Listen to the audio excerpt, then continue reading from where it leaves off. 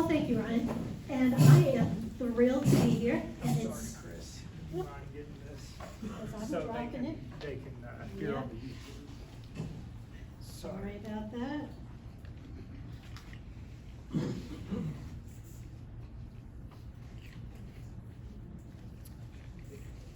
So I'm thrilled to be here. The library is part of the city. I was looking today, and we were founded actually 100 years ago. We were part of the Kingsport Book Club in 1921, and we've been a city department since 1929. So that's probably when we're going to celebrate our 100 years. We're looking forward to that. And we've actually been in our current location, right across the street from the new City Hall, since 1961. Our building is a 1931 post office. So there's lots and lots of history there. So what I'm here to talk about today is kind of what we do, and our mission, our vision, are things that I think about every day, is to help the residents of Kingsport reach their full potential and further lifelong learning in community in a welcoming setting. That is actually our mission. That is our mission that we put forth in January 2020. We completed a community-focused strategic plan at that point, and we're community. We are part of the city, we are part of this community, and everything we do is focused on helping the community achieve its full potential through learning, through growing, through just enjoying. And this is what I go to bed thinking about. This is what I spend all my days doing, and it's a lot. Luckily, with the strategic plan, it is community focused. We pulled in community members from all over the community and a lot of people who never use the library to find out what the way we're looking for. We've been here for a long time, and people have a very know we're there, but they may not know what we're doing today. So we have 4 goals: lifelong learning and literacy, ease of use of resources and technology, collections and technology, and awareness and support for it. These goals help drive me. They help me focus what we're doing. And some of them you may be very familiar with are lifelong learning and literacy, for example. This is some of my staff's favorite. This is our programming, this is our events, this is our face that you see about town. And there's so many different ways of learning, there's so many different literacies to focus on that you'll see us doing all sorts of different things for all sorts of different programs. This spring, we started using Glen Gross Park a lot. It was a way that we could continue programming while providing distancing. We serve children. They've just been able to get their vaccines. We wanted to keep them and their caregivers safe. Glen Gross Park provided that opportunity. And some of it we're going to keep going out there, particularly our STEM programming. Our STEM programming is science, technology, engineering, and math. We also add in the art component. They love being outside because they get to do all sorts of crazy, messy things. It is on usually a Monday afternoon, 4 o'clock, for elementary age, primarily geared for. Next one is this coming Monday, and this Monday they're going to be playing with invisible ink. They're going to learn its history, they're going to make some invisible ink, they're going to write secret messages to each other. So it's a fun way to get out there, but this summer they also explored bubbles and made different shaped bubble wands to see who can make the biggest bubbles, how far they would go. It makes learning fun. We also, every summer, we call in Ranger Marty Silvers from Warriors Path. We work with Bays Mountain, and we bring in science. We bring in nature into our summer reading programs for the kids to learn and explore. And I think the parents and the grandparents who show up are just as excited, particularly when Ranger Marty shows up with his critters. So that's always a fun event. All ages come and explore. Our Friday concert series, this summer in July, we had Friday Lunchtime Live. We have a lot of musicians. Our area is rich in music history. We wanted to share that and explore it with the community. So Friday afternoons in July, we had musicians. They range from a cello quartet to bluegrass and everything in between. And it was a great way. 12 to 1, they played the park was full. We had over 100 people show up every Friday, all ages. Great way to create community, to share the rich history of our community.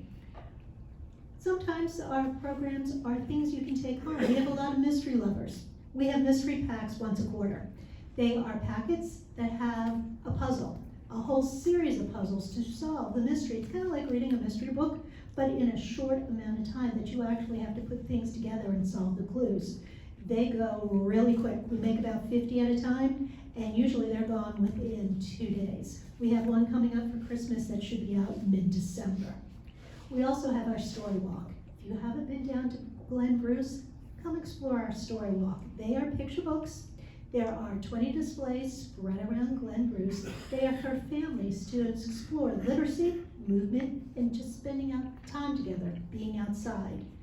It is a great way for families to engage and have fun. I love looking out my window and seeing the families running around. We change them once a quarter. Our new one will be out either the week of Thanksgiving or shortly thereafter. And it's a different way for them to engage, and it's all they just have a whole lot of fun. They're so popular that we're now working with the Parks and Recreation Department, and we are in the works of putting 2 additional story walks into city parks. So look forward to them. We're hoping to have them in before Christmas. But our programming isn't just in the library. We need to find ways to reach our community where they are, and at times, we've done a lot of virtual programming, which is no one's favorite, but sometimes virtual programming lends itself to the community needs. For instance, we have a very popular World of Warcraft group. That's the way to do it, is online. Saturday nights, we started in the beginning of the pandemic, they are going strong. It is a consistent way for them to explore gaming. We are looking at ways to get out into the community. We take one of our programs to the senior center every month. We need to get where the community is, and that's one of the things we are continuing to learn and grow. Our second goal is ease of use of resources and services. This is the customer experience. This is what you experience when you walk into the library. And we are constantly, every time you walk in and we change something, it's not just to annoy you, it's to make your experience better. It's to make the experience of our visitors that much better. Our large print collection is right downstairs. It is one of our growing collections, and it was kind of shoved in the back, in a corner, with not a whole lot of shelves, and they are full from top to bottom, and you can't find anything. So we've moved down a new shelf, and then we're expanding it around the room to make it easier. We've had a self-check machine. You come in, you scan your own books like you do in the grocery store. It's been by circulation forever. Transactions were about 500 a month. Mid-May, we moved it to the children's department. We're now having over 1,600 transactions a month. It has tripled because the users that want to use it found it there. So we're trying to make the user experience better. Archives is part of the libraries. It's finally moving. It's getting out of our basement. She's been down in the basement forever. I think it's been down there since the 80s. She's moving across the street to City Hall. She's gonna have gorgeous new custom designed shelves. The shelves are custom designed for the space and designed with an eye to the future, so we have space to continue to preserve the archives of the city of Kingsport. So the shelves are being built. It's gonna take 12 to 18 weeks. Like I said, these are fancy shelves. Then she'll move across the street and we'll have the space for the library. And what we're looking forward to is moving our makerspace downstairs. We have a makerspace that is designed for people to explore. Maker technology. We have a 3D printer, we have a Cricut machine, we have butt makers, we have robotics, we have green screens. The list goes on and on and on. Some of it is really noisy. Currently it is situated upstairs by our quiet reading space and our public access computers. They don't go together too well. So we want to explore, we want to learn, and that type of learning can be noisy. So we're going to move it downstairs so we can keep our green screen set up, so we can record on it, so we can engage in active learning, as noisy as we want. So that's what we're looking forward to for next spring and summer, moving down there. We're also thinking about our building. We've been in our building since 1961. So we're thinking about ways to continually update it, to make it move into this new future. So we are working on that to make it a better experience for everyone. Our third goal is collections and technology, collection and resources. This is a traditional piece. This is what everyone thinks about when they think about libraries. It's our books. It's our audiobooks, our DVDs. We've added video games because Redbox no longer rents them. There was a need in the community to borrow video games. So we have a small video game collection so people can try out the video games before they shell out the 50, 60, 80, whatever they happen to be. You can come in, you can borrow a video game and try it out. We also think about things like hotspots. We found before the pandemic, our community, many members did not have access to internet at home and they needed it to complete things. Everything is on the internet. Job applications, W-9s, everything you need is on the internet. They didn't have access to it, so we started putting hotspots into circulation. You can come as a little, looks like a piece of plastic, borrow it, and you can hook up all your devices at home, and you have internet for a week. During the pandemic, we found not only did our community need hotspots, they also needed devices. They did not have a laptop, and some things are too cumbersome to do on a phone. So we started loaning digital access packs. They are a Chromebook and a hotspot. You get to check it out for a week or 2 weeks, and it is access to the world. Luckily, we got a grant, and we also have funding from outside organizations to pay for that. So anyone can borrow it for free, which is a big deal for some of our community members. We have 10 hotspots, 15 digital access packs, and they are out constantly. They circulate like there's no tomorrow. We have waiting lists for them. Our community is kind of interesting. Everyone knows our traditional books, but also the world is becoming more digital, particularly during the pandemic. But what we found when we did our strategic plan is that Kingsport is unique in digital access. Prior to the pandemic, digital access from libraries was about 10 to 15% of our circulation. That means how many things people are checking out. In Kingsport, prior to the pandemic, our digital circulation was 40%. Okay, we love digital. So since the pandemic, it's continued to grow. It's about 45% now. People are still coming in the door because most people use both, but we really love our digital. So that's things like Libby, Overdrive. Okay? Those are things, so that collection continues to grow. But if you've ever been on hold for a popular author on Libby, it is a long, long list. I'm on a list right now for Stanley Tucci's new book. I think I have 12 weeks still to wait. I've been on it forever, it seems. So we're trying to find ways to make that less of a wait. And one of the things we did is we added Hoopla. Now Hoopla is kind of a streaming service for libraries. It's almost like Netflix. It has ebooks, it has audiobooks, but it also has music, it has TV shows, it has graphic novels, all sorts of things that you can check out. You're limited to 4, but the really cool thing is if they have the book or audiobook you want, there is no holds, there is no waiting. You get it instantaneously. The downside is they don't have all the popular titles, but what they do have, you can get it instantly. Our book club book for this week, for this month, they have the audiobook on there.